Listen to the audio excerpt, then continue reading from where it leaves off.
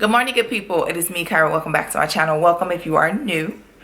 In today's video, I want to go over and talk to you guys about some of the money faux pas, money mistakes that I've made in my life. I was having a conversation with someone about this the other day, and I figured this would be a pretty good video for you guys. So if you want to see the stuff that I did, it's not a whole list, not like 15 things. Stay tuned.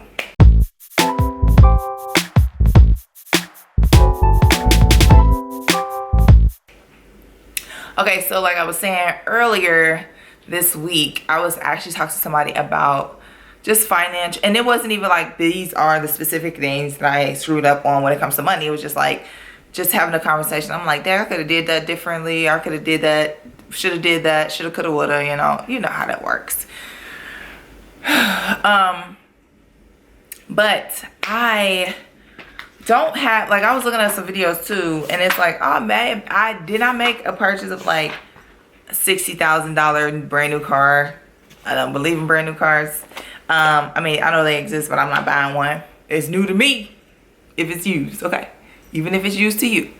I didn't buy like a Louis Vuitton because I'm not really big on like the real high fashion brands, so it wasn't like something like that. It was just like really small things that, granted, at this time when I was doing these things, I was kind of like financially illiterate.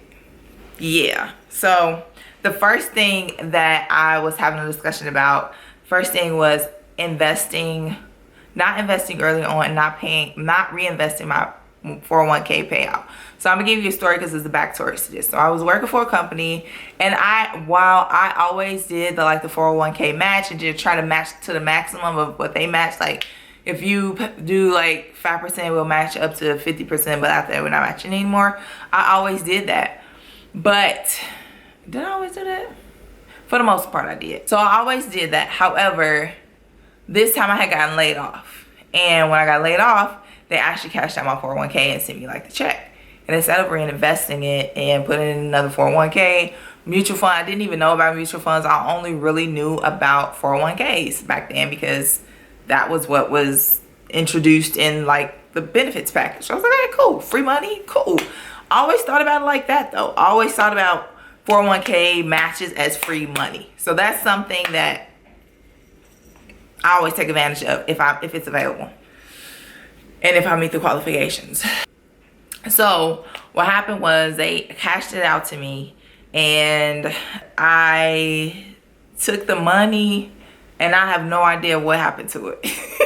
I was like trying to think through, like, did I pay bills with it? Did I pay on my student loans? Like, what happened? I have no idea what happened to that money. I feel like either I put it into savings and then that was depleted over time, or I paid bills with it, got caught up on bills and tried to pay some of my student loans down. Needless to say, regardless of that, I should have just reinvested it, right? I feel like had I reinvested that money, I think it was about maybe $3,000 or something like that. Reinvesting that money back then, right now, how much money would I have? Like in my investments, how would my portfolio look? Now, granted, I wasn't really educated on 401k, so I wasn't really educated on retirements, anything like that. I wasn't. This is when I was financially illiterate. So that's the first thing, is not reinvesting my 401k payout, which I didn't even expect for them to send it to me, but it was paid out to me, and I just didn't reinvest it. I just used it like it was free money. The second, as if it's a T in that word, okay. The second mistake that I made was when I went to school. I'm not going to say that going to college was a mistake. I would definitely say going to a private college was a mistake, because my college is like, or going to a private school, private college, design school was a mistake that I definitely would say I would have rather gone to a public university. However, while there, when I had my student loans, I only paid interest. I was not I was not paying on the actual principal, which at that time I did not realize that was just kind of like it was just going to constantly compound. I didn't know that. I didn't know. I was not really financially savvy at all. Okay.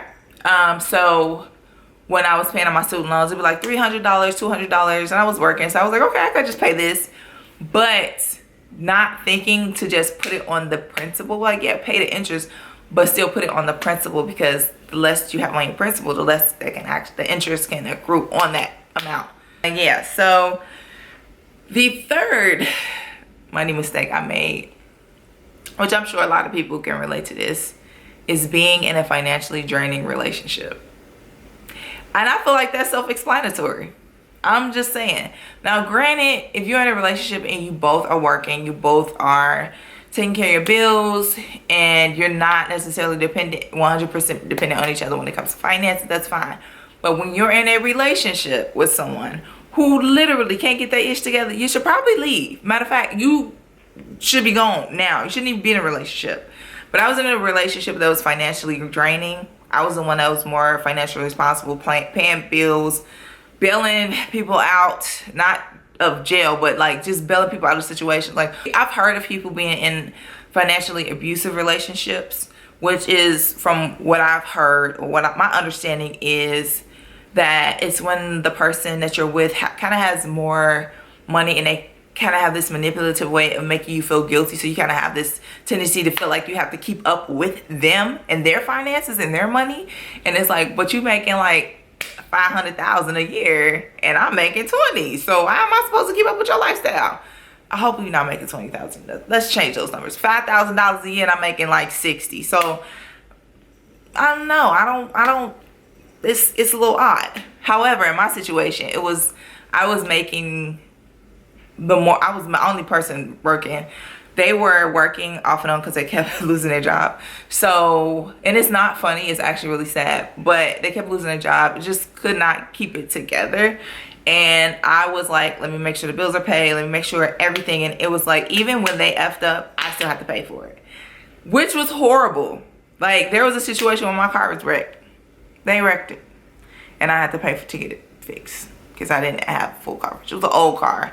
And thankfully, a friend of mine knew how to do like body work. So they was like, this is what you do. And I paid them and got my car fixed. It looked beat up. It looked like it had an accent hood. It was a completely different color. But you know what? My car worked. And yeah, so that was financially draining for me. And it really messed up my finances, because there were points where I was able to save, but then I would save and then I would have to pay for stuff. Third thing that I did that kind of piggybacks off of what I just said about saving is not saving with intention. Like, I used to save money. I'm a saver, but I'm also a spender. So I'm an emotional spender, but I'm an avid saver at the same time, which is kind of crazy. Hard to explain, but this is how my brain works. So when it came to, why am I clapping? When it came to me saving, I would save money. I would get like, let's say income tax return. Take that and I'll save it. Okay, save money. Save the money. I would save it, don't touch it. But at the same time, I would be like, oh, let me buy this. I have the money for it in my savings account. It wasn't even like an emergency fund. It was just there. So my mind was, money is there to get whatever I want to get, so I'm going to get whatever I want to get. Instead of it being specifically like, now I have an emergency fund that's only for emergencies. I have an equipment fund that's only for equipment when it comes to like videos and things that I'm trying to do with my small business. So it's just like, why didn't I, what? I'm telling you, all of this stuff happened when I'm younger and less financially literate. I was super financially effed, right? So not saving with intention and setting financial goals was another thing that was another big faux pas. Granted, now I'm saving more with intention. I have set financial goals for myself 5 to 10 years out. I also I'm investing more now. And another thing that I was doing when it came to my investments, going back to that, was I wasn't doing it I wasn't active in it. It was kind of like, oh, okay, it's money in there, it'll grow, but not really understanding how investments work, how stocks, bonds, mutual funds, ETFs. Now, I didn't 100% understand ETFs and mutual funds. I just started to learn more about that a few years back. And even that, I'm actually trying to get some information so I can kind of break it down, because I know it's very difficult for some people to understand how it works. And I try and listen to people videos and for them to explain it, and I'm like, this makes no sense. I still don't understand what the heck you saying, bruh. For real? Okay, cool. So look for some videos on that on my Money Mondays. On my Mom and Money Mondays, I'm going to be trying to break down some things about investments, because I am starting to invest. And yeah, so problem that I had, another issue, financial mistake that I made, was not budgeting. And granted, I just recently started budgeting more. I used to budget. I've been budgeting for about 4 or so years. I've been trying to be more rigorous and on it these past couple years, since I've been kind of recording my monthly budgets. So I kind of keep myself on it. And I'm also going to be doing some quarterly lives with you guys, because I want to talk about like assets and net worth, financial net worth, and goals. So budgeting was something that I didn't do. I didn't even think about budgeting. All I thought was I have to pay my bills. That's it. Just pay your bills. If you can save money, save money. And that is like the wrong way to think about things, because when you have actual goals for your money, things you want your money to do, it's easier for you to know, okay, this money went here, this money went there. That money that I got from my 401k, I also got like an investment settlement, not investment settlement. I got an insurance claim sent to me. I don't know where that money went. My stuff was destroyed in like a storage unit. It was flooded and it was like destroyed. Like I couldn't even walk in there because the mold, black mold, was everywhere in my unit. So they had to send me my insurance claim, and they sent it to me. I got a car, and I don't know what happened to the rest of the money. I am not lying to you. I have no idea what happened to the rest of that money, because the car wasn't even, it was a cash car for like $950. Wasn't even like half of what the settlement check, what the check was. But anyway, I could have invested or saved some of that as well with intention. Being able to save with intention and budgeting really does help put things in perspective when it comes to your finances. So right now, I'm going to pause for the calls, and I want to ask you guys a question. What is one of your biggest money mistakes, and how are you currently working to either change that mistake, or what are some things that you've done to kind of make sure you never revisit that again? Comment that below so we can have a conversation. And so now the last but not the least money mistake that I've made is not knowing my value and not negotiating my salary. Y'all, yeah, I don't know why I just said it like that. I'm telling you guys, like even recently I kind of fumbled because I was a little nervous. Sorry, you guys. Even recently I kind of fumbled that ball. But really growing up and just getting jobs and getting work, didn't have a career, still don't necessarily have a career. I'm trying to start anew, because where I'm at now, it's not somewhere I want to be when it comes to finances and career and employment. But not knowing my worth in the job market, knowing that I have, skill set, knowing that I am a quick learner, knowing how my work ethic, and knowing that, just knowing me as a person, as an employee, it was like, okay, well, this is how I thought. Please don't think like this. If you're younger, know better. I'm telling you so you can do better, okay? Thinking that when I go into a company, that if I ask for more, I'm being greedy. Me thinking that when I go into start working, this is when I kind of first start working. Me thinking that when I go and get offered a position, that's the most that they can offer, because they might go broke if I ask for $2 more an hour. Me going into a business thinking that they're paying me this much, and that is the equivalent of how much I'm worth in the market, in the job market. I don't even like saying that, in the job market. And let me not say in the market, because I'm not for sale. In the job market, and then me going into a company thinking that, okay, they have my best interest when it comes to how much they pay me. So like, or they could have paid me less. And it's funny because I've even been around people that were like, well, you should go ahead and take it because, I mean, other places out here ain't paying that much. And it's like, that's another thing that has kind of thrown me off when it comes to my finances. Not knowing my worth and not negotiating my salary. And then granted, you may feel like you are out of place. You may feel uncomfortable, but being uncomfortable will make you and push you to be better. Amazing to me how much money is left on the table.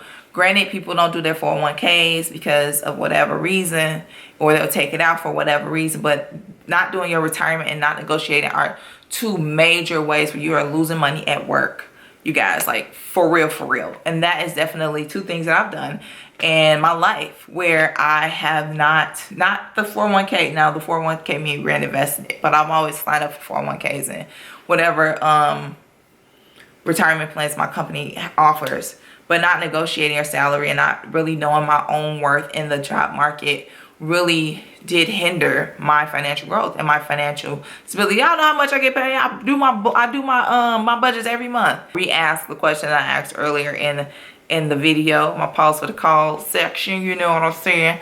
What are some things that you've done in the past that are like major financial faux pas? Comment below so we can discuss and more about money, motherhood, money, and mindfulness. I know I have motherhood and mindfulness. I got to work on those videos, but I have some stuff coming up. But I actually enjoy talking about finances because I have been on my journey and I want to share with you guys what I have learned and discovered and efforts to help anybody else that's in my situation grow and do the same thing. So thank you guys so much for watching. If you watch it to this point and you have not subscribed, you want to keep seeing my lovely face, hearing my lovely voice, please make sure you subscribe for more videos like this and subscribe. And I'll see you guys in the next video. Bye.